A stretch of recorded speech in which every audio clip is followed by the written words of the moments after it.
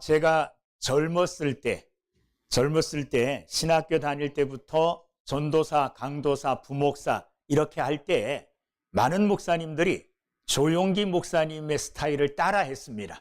그래서 모두가 컬컬하고 신 목소리로, 저는 흉내 잘 못 내겠어요. 그래서 거의 똑같이 설교를 똑같은 목소리로 설교하는 이런 목사님들이 꽤 많았습니다.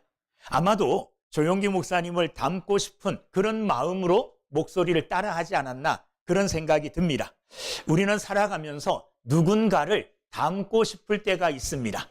내가 정말로 동경하고 내가 원하는 어떤 그런 위치에서 훌륭한 삶을 사는 이런 사람이 있다면 그 사람의 삶을 어떻게 해요? 닮기를 원하는 이런 마음이 모두에게 있습니다. 그래서 나도 저 사람처럼 되었으면 하는 마음을 가질 때가 많이 있다는 겁니다. 운동선수는 자기 선배들 중에 가장 잘하는 아주 위대한 선배들의 폼을 따라하기도 하고, 그가 연습하는 거, 저렇게 연습하는구나, 나도 그렇게 해야지, 이렇게 따라하는 경우가 굉장히 많습니다. 왜냐하면 그 사람처럼 하고 싶기 때문에 그렇습니다. 신앙생활도 마찬가지입니다. 우리가 신앙생활을 할 때 나 혼자 내 방식의 신앙생활의 틀을 만들고 길을 닦아서 가는 것보다는 내 앞서간 선배, 내 앞서간 신앙인들의 훌륭한 삶의 모습을 보고 따라가는 것이 굉장히 중요합니다. 그러므로 우리는 항상 누군가를 따라가야 되고, 또 누군가 내 뒤를 따라온다는 것을 생각하고 본이 되는 삶을 사는 이런 믿음의 삶을 살아야 될 줄로 믿습니다.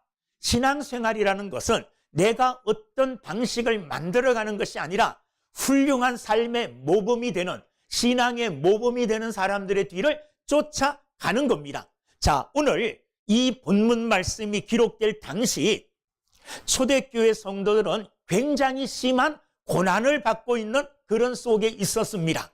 고난 때문에, 예수 믿는 것 때문에 고난을 당함으로 말미암아 이유 없이 사회 속에서 소외되기도 하고 여러 가지 부당한 대우를 받는 이런 심한 고통 속에 갔습니다. 그리고 심지어는 노예의 삶을 살기도 하는 이런 극심한 고통을 당하고 살아가고 있었습니다. 자, 그런데 그때에 그와 같은 삶을 사는 초대교회 성도들을 향하여 베드로 사도는 뭐라고 말씀했느냐? 21절 다 같이 한번 읽어보겠습니다.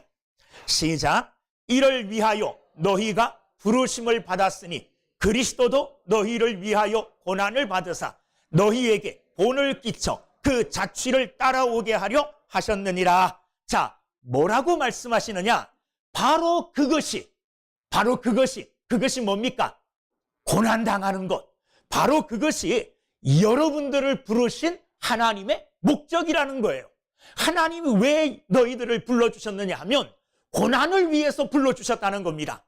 그렇게 말씀하시면서 그리스도께서도, 예수님께서도 너희를 위하여 고난을 받으사 본을 만들어서 그 본을 따라, 그 발자취를 따라 살아가게 하려 하심이라, 이렇게 말씀하셨어요. 그러니까 베드로 사도는 고난받는 초대교회 성도들을 향하여 위로의 말씀, 너희들이 이런 고난을 당하고 어려운 환경 속에 잘 견디고 있구나, 힘내라, 힘내, 이것보다는 그것 당연한 것이다.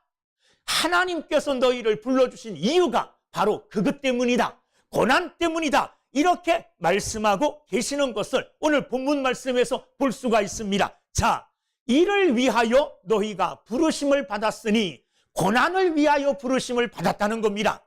사실 이 말씀은 잘 이해가 안 되죠. 하나님이 우리를 불러주셨을 때 우리는 어떤 마음을 갖습니까? 야, 하나님이 나를 불러주셨으니 은혜 주실랑갑다. 하나님이 나를 불러주셨사오니 내 삶을 잘 되게 해주시겠다. 하나님이 나를 불러주셨으니 내 삶을 형통하게 해주시겠지. 이렇게 생각하고 부르심에 기꺼이 하나님 나 불러주셨습니까? 하고 아멘으로 달려나올 수 있어요. 그런데 오늘 성경은 반대로 말합니다. 뭐라고 말하느냐? 뭐라고 말하고 있습니까? 바로 그 고난을 위하여 하나님께서 너희를 불렀다, 이렇게 말씀하고 계시는 겁니다. 여러분, 올림픽에 이 나라 대한민국의 대표 선수로 나가는 사람들을 소집합니다. 올림픽 대표 선수로 소집해요. 자, 그들을 왜 소집합니까? 편안한 호텔에서 잘 먹고 편안하게 쉬게 하기 위하여 소집합니까? 아니죠. 왜 소집해요? 힘든 훈련시키려고 소집합니다. 그죠? 그래서 밥도 정해진 것 먹고 체중 관리도 하게 하고 새벽에 일찍 일어나 달리게 하게 하고 그리고 반복해서 똑같은 것을 계속해서 될 때까지 훈련시키고 또 훈련시킵니다. 그런 모든 고통을 겪어내야 되는 겁니다. 대표 선수로 부를 때에 호텔에서 잘 먹고 잘 살고 편히 쉬게 이렇게 편안하게 쉬게 이렇게 하기 위해서 불러주신 게 아니거든요. 자, 오늘 하나님께서 우리를 하나님의 백성으로 불러주실 때에도 하나님께서 우리를 하나님의 백성으로 편하게 잘 먹고 잘 살게 하기 위해서 불러주신 게 아니라 오늘 본문 말씀을 보면 왜 불러주셨대요? 고난을 위해서 불러주셨대요. 고난을 위해서. 하나님께서 예수 그리스도를 믿는 믿음의 사람으로 우리를 불러주시고 성도라 불러주신 이유는 성도답게 살아가는 동안에 당하는 여러 가지 고난, 그 고난을 이겨내고 그 고난을 견디고 고난을 통하여 하나님의 백성으로 고난을 통하여 예수님을 닮는 사람으로 만들어가게 하기 위하여 우리를 불러주셨다는 겁니다.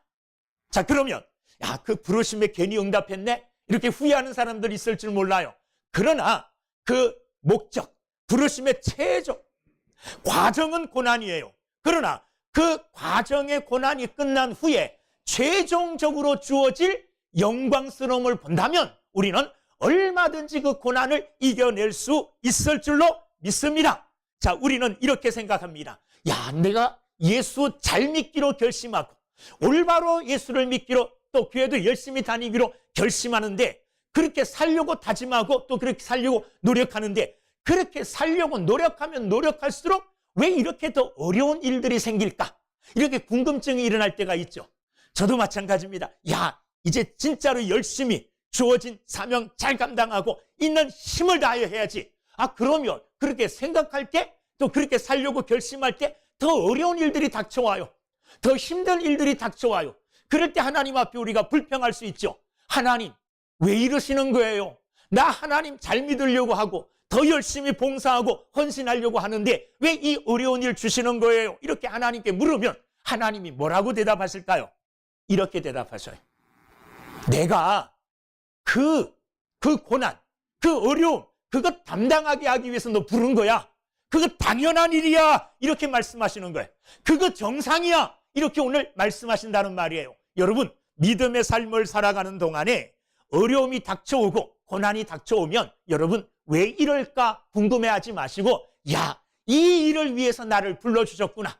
이 일을 위해서 하나님께서 나를 부르셨구나. 이런 믿음의 응답을 하고 하나님 앞에 담대히 그 모든 일들을 감당해 나가시는 믿음의 사람들이 되기를 주의 이름으로 축원합니다.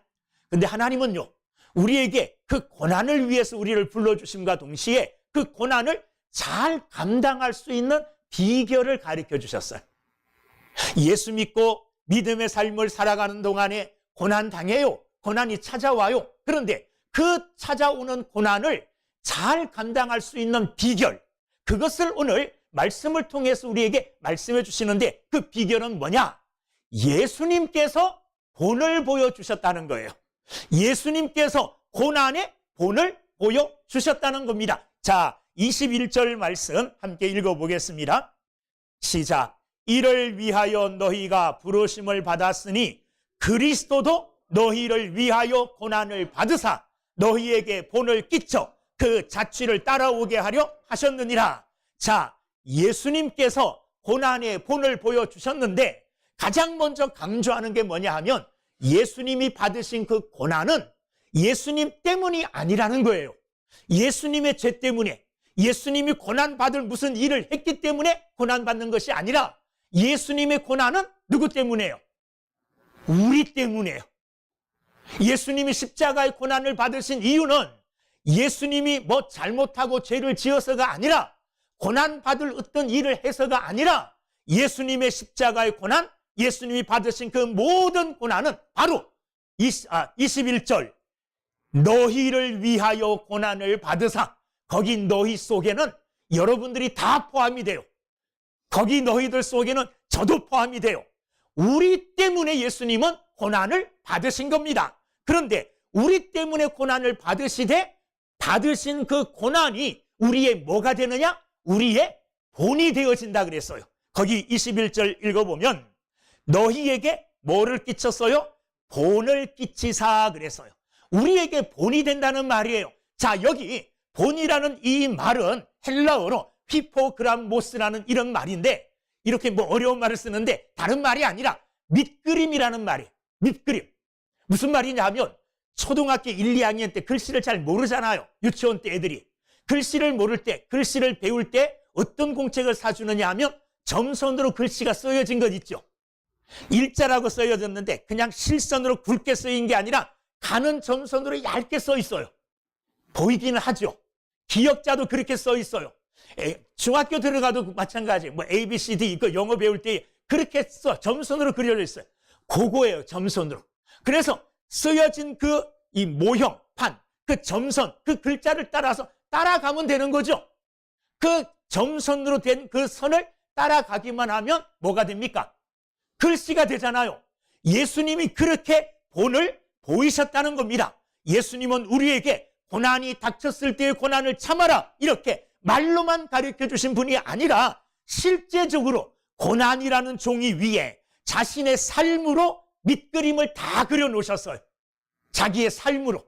그래서 우리는 예수님이 그려놓으신 그 밑그림을 따라 걸어가기만 하면 저절로 고난을 이겨내는 삶이 되어진다는 겁니다. 예수님이 그렇게 뭘 보여주셨느냐 하면 본을 보여주셨다는 겁니다. 우리는 예수님이 그려놓으신 그 밑그림을 그 위에 우리의 인생 발걸음을 한 발자국 한 발자국 디디면서 따라가기만 하면 예수님의 삶과 같은 고난을 이겨내는, 고난을 당하지만 그 고난에 먹히는 것이 아니라 고난을 뛰어 승리하는 그런 삶을 살게 되어진다는 겁니다. 마치 뭐와 같느냐? 눈이 많이 내린 겨울에 아빠와 그리고 어린 아이가 그 눈길을 걸어가요. 어린 아이가 눈길을 걸어가기는 너무 힘이 들어요. 눈 속에 발이 다 파묻히잖아요. 그래서 이 아이가 잠시 기다렸더니 아버지가 앞에 눈을 밟고 가는 거예요. 이 아이가 저거다 하고는 아버지가 밟고 간 그 그 발자국, 눈 위에 새겨진 그 발자국을 한 발자국 한 발자국 따라가요. 그러면 쉽습니까? 어렵습니까? 쉽지요. 아버지가 이미 눈을 단단하게 딱 밟아가지고 뭉쳐놨기 때문에 거기는 눈이 흘러내리지도 않고 딛기에 편해요. 그 아이는 아버지가 이렇게 남겨놓은 발자국 그것만 따라 밟고 가면 쉽게 길을 걸어갈 수 있어요. 마치 예수님께서 본을 보여주셔서 발자취를 남겨주셨다는 거예요. 그 발자취를 우리가 어떻게 해요? 한 발자국 한 발자국 디디고 따라가기만 하면 우리도 뭐 한다는 겁니까? 예수님처럼 고난을 당하지만 고난을 이겨낼 수 있는 귀한 삶을 살 수 있다는 겁니다. 우리는 예수님이 남겨주신 이 밑그림, 예수님이 남겨놓으신 그 발자취 이것만 딱딱 딛고 따라가면 우리도 능히 예수님처럼 고난을 이겨내며 고난에 대하여 승리하는 삶을 살 수 있는 줄로 믿습니다. 어떻게 보면 신앙생활이라는 것은 어려운 것 같지만은 굉장히 쉬워요. 왜냐하면 예수님이 본을 딱 그려놨잖아요. 실선으로, 점선으로 이렇게 그려놨는데 그 그림만 따라가면 되는 거예요. 그리고 예수님이 발자취를 남겨놓으셨어요. 그 발걸음만 밟고 따라가면 예수님의 뒤를 따라가니 마침내 예수님처럼 뭐 하게 되어집니까? 승리하게 될 줄로 믿습니다. 예수님이 남기신 본, 예수님이 남기신 발자취 그것을 따라가는 믿음의 삶을 삶으로 고난 속에 승리하는 여러분 다 되시기를 주의 이름으로 축원합니다. 자, 그렇다면 예수님이 어떤 발자취를 남겨놓으셨을까요? 고난과 관계하여 예수님이 남기신 발자취가 어떤 발자취냐? 오늘 말씀 22절을 보겠습니다. 2장 22절. 자, 제가 처음 읽습니다. 그는 죄를 범하지 아니하시고 그랬습니다. 자, 죄를 범하지 아니하시고 문맥상 주제를 따라간다면 예수님이 고난을 당하셨어요. 고난을 당하실 때에 뭐 하지 않았다는 겁니까? 죄를 짓지 않았다는 겁니다. 우리는 이유 없이 당하는 고난, 이유 없이 당하는 이런 여러 가지 어려운 일에 대하여 뭐 할 수 있느냐? 죄를 짓기가 쉽습니다. 바로 지을 수 있는 죄가 뭡니까? 하나님을 향하여 원망하는 겁니다. 이스라엘 백성들이 그런 죄를 많이 지었어요. 애굽에서 나와서 광야 40년 동안 광야길을 행진하면서 조금만 어려움이 있으면 바로 입으로 누구를 원망합니까? 하나님을 원망해요. 고난이 닥쳐오고 어려움이 닥쳐왔을 때 우리는 바로 죄를 범하기 쉽습니다. 사람들이 내게 고난을 줄 때 그 사람들에 대하여 어떻게 해요? 원한을 품을 수 있죠. 이것도 뭐가 됩니까? 이것도 죄가 돼요. 그런데 예수님은 이유 없이 까닭 없이 고난을 당하셨어요. 십자가를 지시고 채찍에 맞으시고 머리에 면류관을 쓰시고 창으로 옆구리에 찔림을 당하시고 물과 피를 다 쏟으셨어요. 그런데 이런 고난을 당하면서도 예수님은 한 가지의 죄도 범하지 아니하시고 자기의 순전함을 지키며 그 고난을 감당했습니다. 여러분들에게도 고난이 닥쳐올 때에 예수님이 남기신 그 발자취처럼 고난 속에서 죄를 짓지 않는 믿음의 사람들이 다 되기를 주님의 이름으로 축원합니다. 두 번째 어떤 발자취를 남기셨느냐? 22절. 그 입에 거짓도 없으시며. 여러분, 고난이 찾아왔을 때에 사람들은 뭐 하게 됩니까? 사실 핑계대기 쉽고 그 고난의 이유를 다른 사람들에게 전가하기 쉽습니다.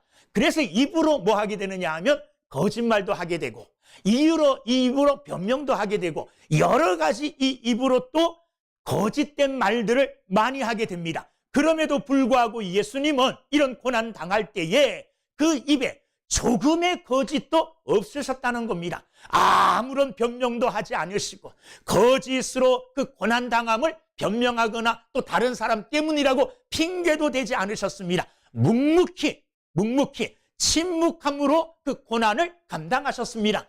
여러분도 예수님이 남기신 이 본처럼 예수님이 남기신 이 발자취처럼 어떤 고난이 닥쳐오더라도 입술로 죄 범하지 않는 믿음의 사람들이 되기를 주의 이름으로 축원합니다. 23절에 보면 욕을 당하시되 맞대어 욕하지 아니하시고. 얼마나 능욕을 당하셨습니까? 사람들에게 무시를 당하시고 희롱을 당하셨어요. 심지어 조롱하고 희롱하는 자들이 다 누구냐? 예수님이 창조하신 자들이에요. 예수님이 만드신 사람이에요.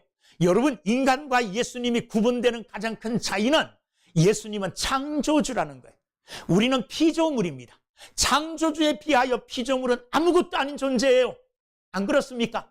저도 제 손으로 만든 여러 가지가 있어요. 뭐 어렸을 때 비행기도 만들고 딱지도 만들고 조금 크면 조금 더 수준 높은 것들을 만들었겠죠.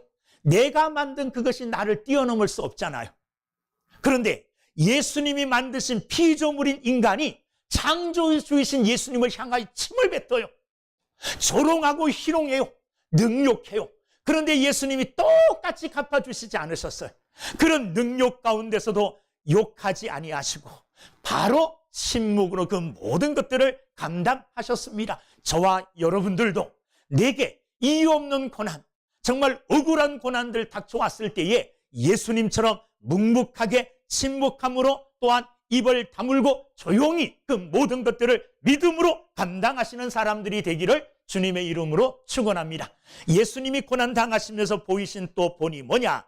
23절에 보면 고난을 당하시되 위협하지 아니하시고 그랬어요.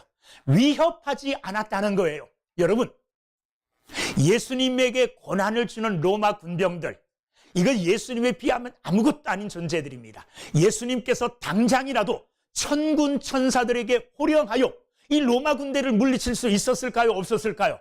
있었겠죠. 예수님이 가지신 전능하신 권능으로 자신을 위협하고 자신에게 고난을 주는 이 사람들에게 겁을 줄 수도 있었을 거예요. 그런데 그러지 않았다는 거예요.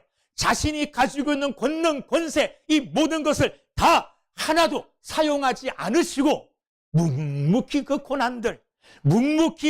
고난들과 위협들을 다 감당하셨습니다. 그러면서 예수님이 하신 일은 오직 한 가지. 뭐 하셨을까요? 이런 모든 일들을 다 참아내면서 예수님이 하신 일은 오직 요것만 했어요. 자, 오늘 본문 23절에 오직이라는 말이 나오죠. 그 앞에 거는 예수님께서 고난 당하실 때 죄범하지 아니하시고 입술에 거짓도 없으셨고 욕을 당하실 때 맞대어 욕하지 아니하셨고 고난을 당하실 때 위협하지 아니하셨고 묵묵하게 그 고난들을 다 참고 견디어내셨어요. 그러나 예수님이 하신 일이 있어요. 오직 이 일은 하셨다는 거예요. 뭐 하셨습니까? 자, 읽어보겠습니다. 오직부터 23절에 나오는 오직. 시작. 오직 공의로 심판하시는 이에게 부탁하시며. 할렐루야. 예수님이 하신 일은 오직 이 한 가지만 하셨어요. 뭐 하셨습니까? 공의로 심판하시는 이에게 부탁하셨다. 이 부탁하셨다는 이 말은 전부 맡겨버렸다는 거예요. 내가 해결하려고, 내가 뭐 하려고 하지 않고 이 모든 고난에 관한 일들을 하나님에게 다 맡겨버리셨다는 거예요. 하나님이 맡아주셔요. 나는 저 사람들과 싸우지 않겠습니다. 내가 이유 없이 고난을 당하고 내가 이런 조롱을 당하고 이런 욕을 당하여도 하나님 저들과 맞서서 나는 싸우지 않겠습니다. 대신 공의로우신 하나님께서 판단해 주시옵소서. 이게 예수님의 믿음이었어요. 그렇기 때문에 예수님은 그 모든 것들을 다 참고 견디어내실 수가 있었던 겁니다.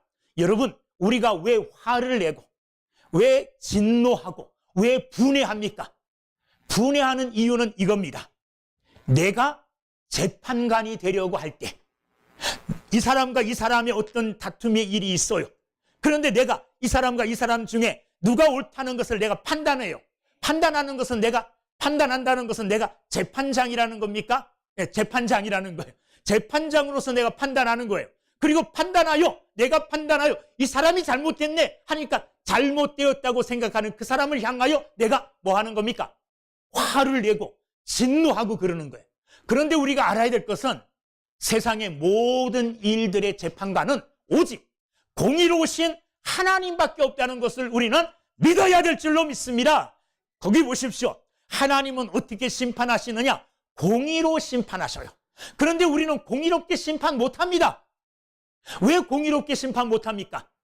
우리는 미리 선입견도 있고 미리 내 나름대로 판단을 해요. 그래서 옳고 그름을 올바르게 판단할 수 있는 능력이 없어요.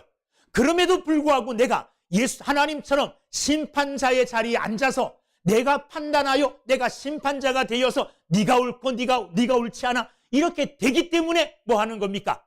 분을 내는 거죠.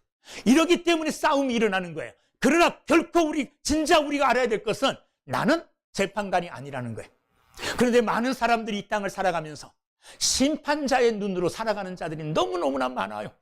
우리는 심판자가 아니라 하나님께 심판을 받아야 될 사람들이에요. 그러므로 심판자이신 하나님 앞에 심판을 받지 않도록 내 삶을 돌아보며 내 삶을 올바른 가운데 살아가는 거, 이게 내가 살아가야 될 삶의 방식이지. 전능자이신 공의로우신 심판자 되시는 하나님의 자리에서 이거 판단하고 저거 판단하고 내 멋대로 이렇게 벌하고 내 멋대로 이렇게 화내고 이건 올바른 방법이 아니라는 거예요.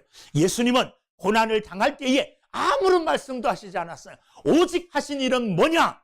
공의로 심판하시는 이에게 부탁했다. 공의로 판단하시는 하나님이시오. 이 모든 일들을 다 하나님 앞에 맡깁니다. 하나님이 판단해 주시옵소서. 이렇게 하나님께 맡기는 일을 하셨다는 겁니다. 우리 또한 고난을 당할 때 이런 마음의 자세가 필요합니다. 이렇다 저렇다 여러 가지 말할 필요가 없습니다. 공의로우신 하나님 앞에, 공의로우신 심판관 되시는 하나님 앞에 하나님께 맡깁니다. 우리는 공의롭게 심판할 능력도 없고 앞을 내다볼 수 있는 능력도 없습니다. 전능하신 하나님께서 이 일에 대하여 공의롭게 판단해 주시옵소서. 이렇게 하나님께 맡기는 믿음으로 살아가는 귀한 자들이 되기를 주의 이름으로 축원합니다. 다시 한번 말씀을 통해서 우리가 또 깨달을 수 있는 것은 예수님께서 십자가의 고난을 통하여 우리에게 본을 보여주셨다 그랬죠. 발자취를 남겨주셨다 그랬죠. 그런데 본을 보여주시고 발자취를 남겨주신 예수님의 그 고난이 우리에게는 엄청난 은혜입니다. 그 고난을 통하여 예수님께서 우리에게 어떤 은혜를 주셨는가? 24절 말씀에 보면 24절, 친히 나무에 달려 그 몸으로 우리 죄를 담당하셨으니. 자, 친히 나무에 달렸다는 그 말은 예수님이 고난을 받으셨다는 거죠. 그죠? 예수님의 이 고난, 예수님의 이 발자취가, 예수님의 이 본이 어떤 결과를 나타냈느냐? 첫째는 24절, 우리 죄를 담당하신 거예요. 십자가에 달리심으로 예수님의 그 고난은 그 고난 자체로 끝나는 게 아니라 고난을 통하여 우리의 죄, 예수님의 죄가 아니에요. 누구의 죄입니까? 예수님을 따르고 믿고 있는 나의 죄를 예수님이 대신 담당해 주셨다는 겁니다. 할렐루야. 예수님께서 우리에게 본을 끼쳐주신 그 고난은 그 고난으로 끝난 게 아니라 놀라운 결과를 우리에게 주셨습니다. 그 첫 번째 결과가 우리의 죄를 대신 담당하심으로 우리의 죄를 사하여 주셨다는 겁니다.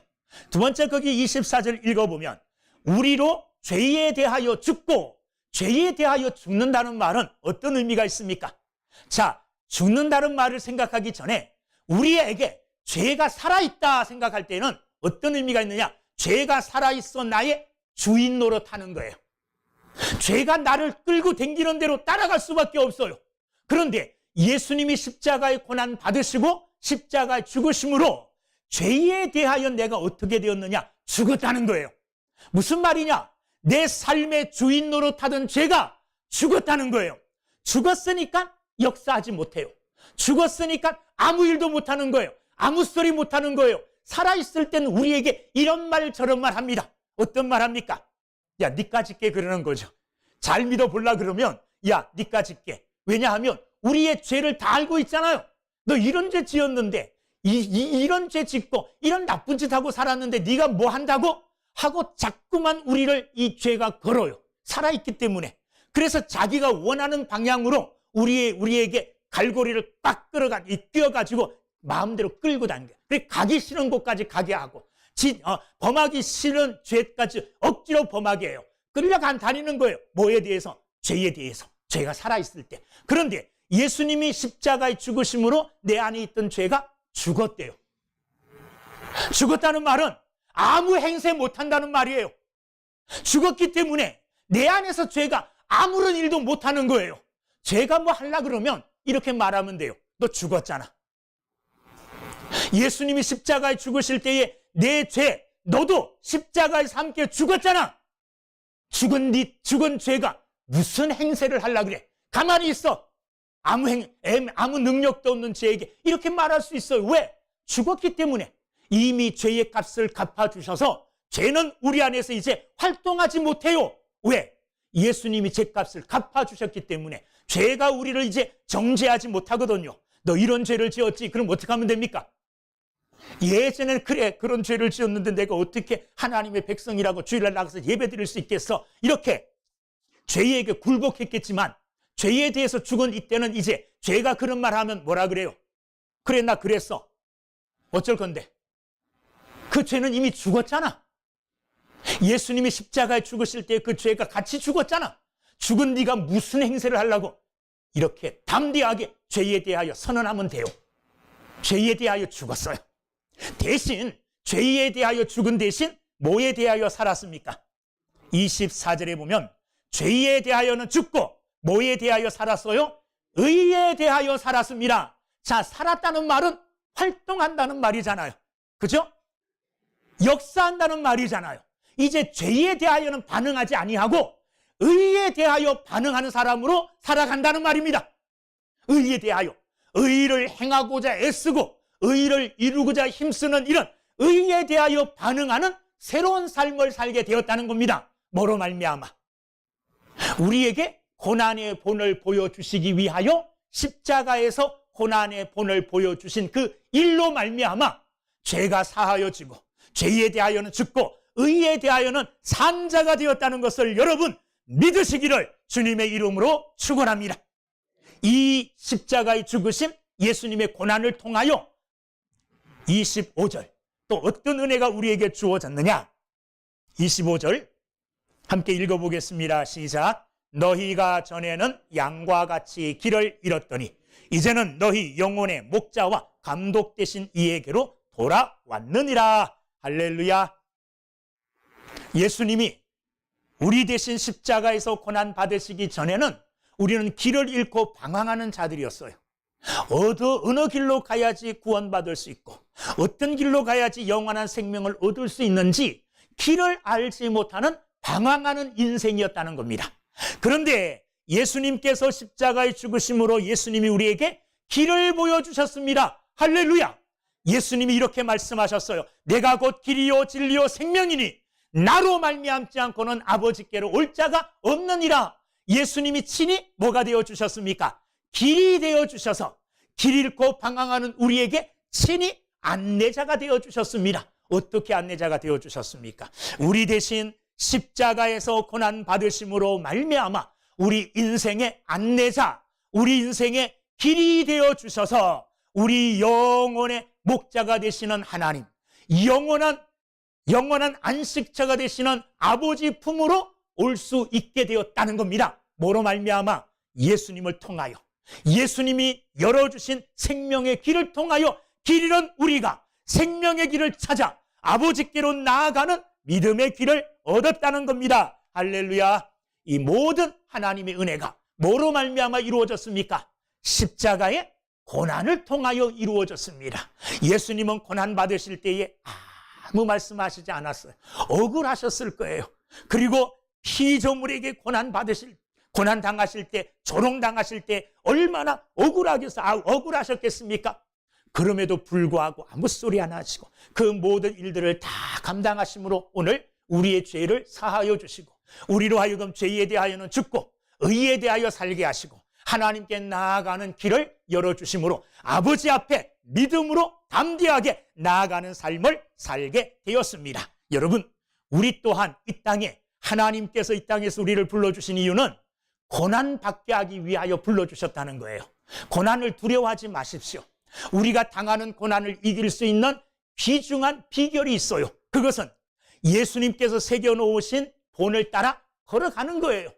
예수님이 걸어가신 발자취를 하나하나 밟고 따라가는 겁니다. 그러면 예수님처럼 고난을 이기고 고난을 통하여 놀라운 하나님의 은혜에 임하게 머물게 될 줄로, 하나님의 은혜의 자리에 들어가게 될 줄로 믿습니다. 믿음으로 오늘도 주의 발자취를 따라 살아가는 저와 여러분들 다 되시기를 주님의 이름으로 축원합니다. 기도하겠습니다.